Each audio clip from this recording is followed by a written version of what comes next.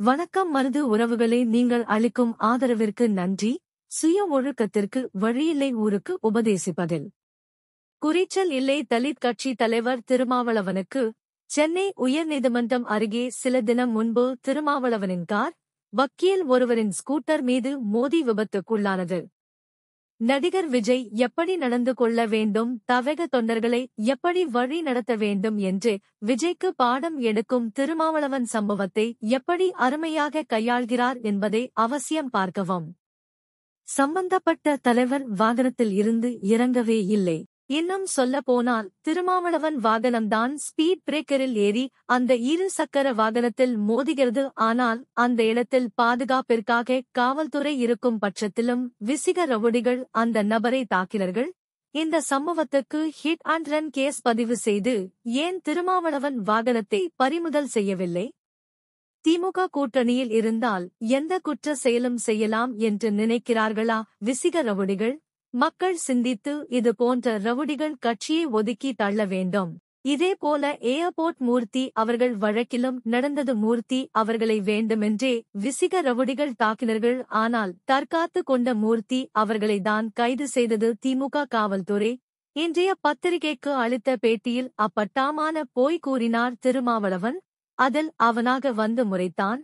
யாராக இருந்தால் என்ன என்று கேட்டான் என்று கூறுகிறார். மேலும் அவன் என்ன சாதி என்ன மதம் என்று தெரியாது என்றும் முறைத்து பார்த்ததால்தான் அடி வாங்கினான் என்று பேசியுள்ளார். ஒரு நிமிஷம் இல்ல, ஏன் என்ன நடந்ததுன்னே தெரியல.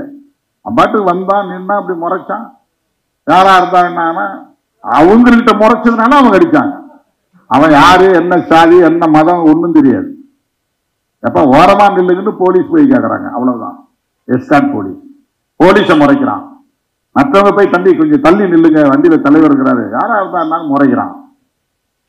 முறைச்சதுக்கு தான் அடியை தவிர அவன் என்ன சாதினுங்கிறது தெரிஞ்சு அடி இல்லை. அவ்வளவு திமிராடா உனக்கு, அவ்வளவு ஆணவமாடா உனக்கு அப்படின்னு அவன் திமிரா முறைச்சு பார்த்ததுதான் அடித்தாங்க. 4 தட்டு தட்டினாங்க, ஒன்னும் ஒழுங்கா அடிக்கல. 4 தட்டு தட்டினாங்க. அவன் உடனே மயக்கம் போட்டு நெஞ்சு வெடிக்குன்னு ஒரு நாடகம் ஆடுறான். சாதியை வைத்து அரசியல் சுயலாபம் அடையும் திருமாவளவன் எத்துணை தலித் மக்களை அவரை போல மேம்படுத்தியுள்ளார். அவன் என்ன சாதி என தெரியவில்லை என கூறும் திருமாவளவன் என்ன சாதி என்று தெரிந்து இருந்தால் என்ன செய்து இருப்பார் என்ற கேள்வியும் நமக்கு எழாமல் இல்லை. ஒரு பாராளுமன்ற உறுப்பினர் பேசும் பொது நாகரிகம் கருதி யாரையும் ஒருமையில் பேசக்கூடாது. அந்த நாகரிகம் கூட தெரியவில்லை திருமாவளவனுக்கு.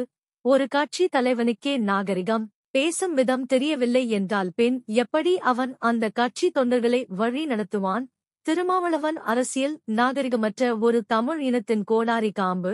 மேலும் அவர்கள் 4 தட்டு தட்டினார்கள், ஒழுங்காக அடிக்கவில்லை என கூறுகிறார். அப்படியானால் நன்றாக அடித்து இருக்க வேண்டும் என்ற தோரணையில் இருந்தது திருமாவளவன் பேச்சு. உண்மையில் இவரெல்லாம் ஒரு கட்சி தலைவரா என்ற சந்தேகம் கூட நமக்கு வருகிறது. ஒரு பொது சமூகத்தில் எப்படி பேச வேண்டும் என்ற அடிப்படை நாகரிகம் கூட இல்லாத ஒரு நபர் திருமாவளவன். அவர் ஒரு நாகரிகம் மிக்க பாராளுமன்ற உறுப்பினராகவும் செயல்படவில்லை, நல்ல மனிதராகவும் செயல்படவில்லை. பொது சமூகத்துக்கு ஆபத்தான கட்சியோ விசிகை என்றே நமக்கு சந்தேகம் வருகிறது. காரணம் வேறு எந்த கட்சியும் இப்படி ஒரு அராஜக போக்குடன் செயல்படவில்லை என்றே கூறலாம். மக்களை மிரட்டி இடத்தை அபகரிப்பது, கடைகளில் மாமூல் கேட்டு மிரட்டுவது என்று அத்தனை விதமான குற்ற செயலும் செய்ய ஒரு கட்சி தலித் மக்களை காட்டி சுய லாபம் அடையும் ஒரு மோசமான நபர் திருமாவளவன். இது தொடர்பாக பாலிமர் செய்தி வந்த போது கட்ட பஞ்சாயத்து கட்சியின் பெண் நிர்வாகி ஒருவர், எங்கள் தலைவரை பற்றி அடிக்கடி செய்தி போடுகிறீர்கள், உங்க சேனலை அடித்து உடைத்தால் திருந்துவீங்க என்று நினைக்கிறேன் என்று பேசியுள்ளார். விடுதலை சிறுத்தைகள் கட்சியில இருந்து பேசுறேன். என்னோட பேர் இளமதி. இப்போ ஒரு நியூஸ் போட்டிருக்கீங்கல்ல, லாஸ்ட் நியூஸ்.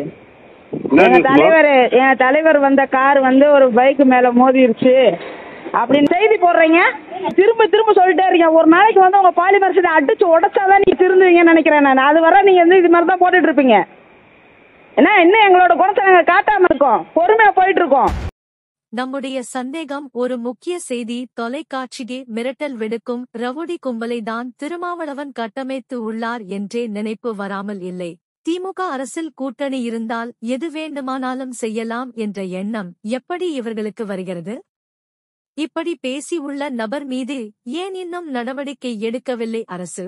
சொந்த இனமான ஏர்போர்ட் மூர்த்தி அவர்களையே கைது செய்ய வைத்த திருமாவளவனும் அந்த கட்சியும் இந்த சமூகத்தின் சாபக்கேடு.